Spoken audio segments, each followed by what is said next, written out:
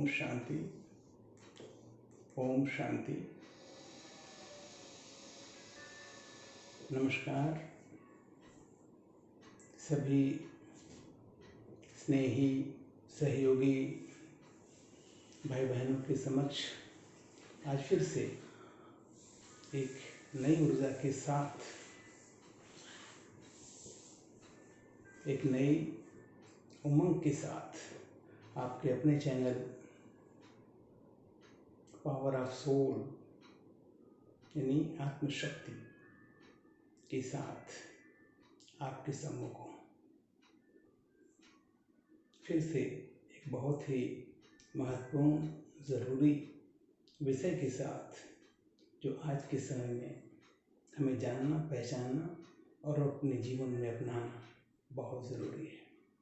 तो विश्वास है आपको यह विषय बहुत ही पसंद आएगा और आप ज़रूर हमें अपने कमेंट भी भेजेंगे, सब्सक्राइब भी करेंगे। तो चलिए, आज का विषय है सत्संग,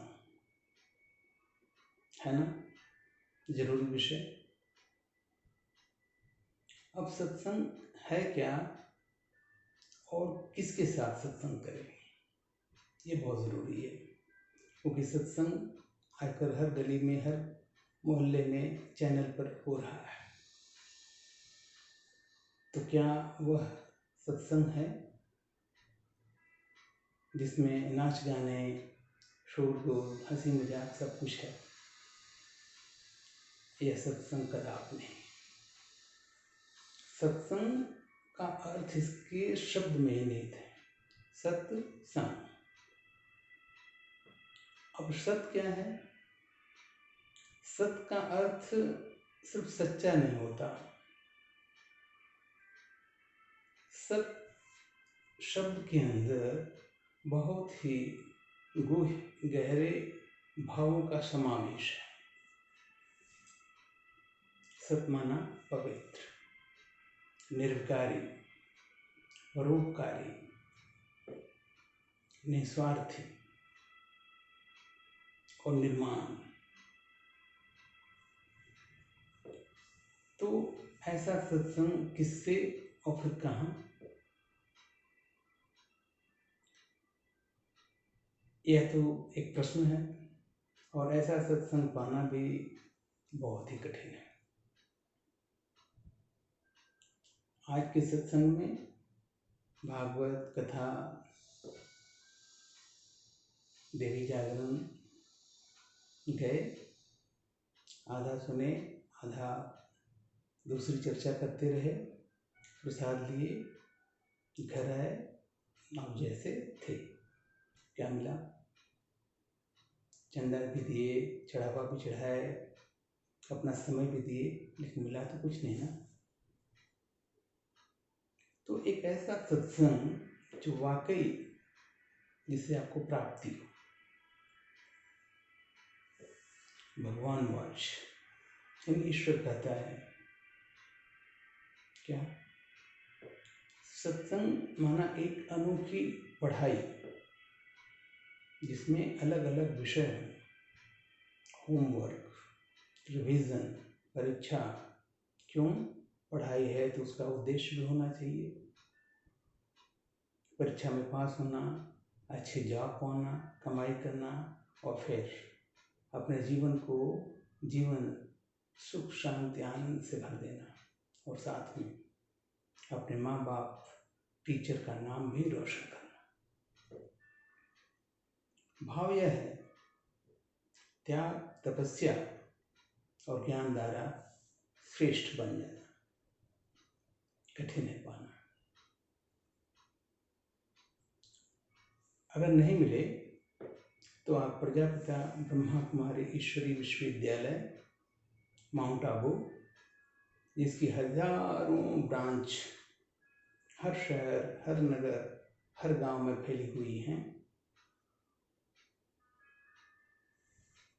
और जो आपको ऐसा अनोखा सत्संग स्वयं देने के लिए तत्पर रहती हैं, अपना परम कर्तव्य मानते हैं और विश्व सेवा को अपना धर्म मानते हैं। और यह सेवा प्रेम पूर्वक बिना किसी स्वार्थ के देते हैं, वो भी बिल्कुल मुफ्त। एक प्राइमरी स्कूल में आए बच्चे के समान पढ़ा लिखा कर, संवार कर, ज्ञान श्रृंगार करके उसे योग्य बना देना, और फिर कुछ ही महीनों में उस प्राइमरी स्कूल में आए बालक के ग्रेजुएट की डिग्री तक दिला देना। माना ईश्वर का घर जो माउंट आबू में है, जिसको मधुबन कहा जाता है, वहाँ स्वयं ईश्वर आया हुआ है।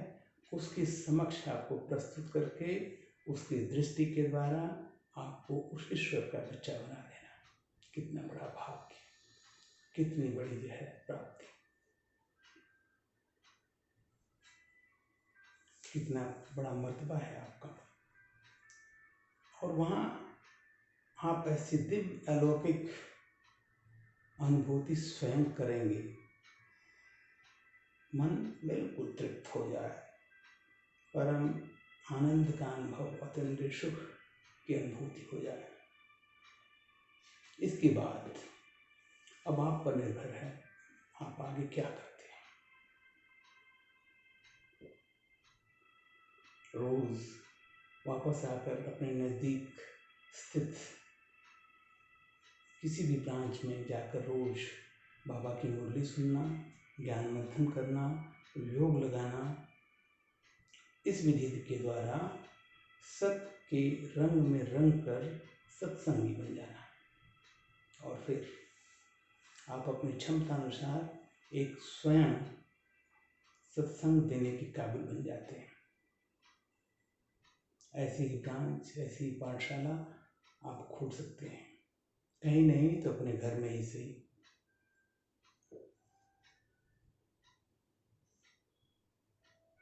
तो सार यह है कि सत्य को पहचानना और उसे प्राप्त करना। परमपिता परमेश्वर निराकार शिव ही एकमात्र सत्य है। कहते हैं सत्यम शिवम सुंदरम, वही ब्रह्मांडपति है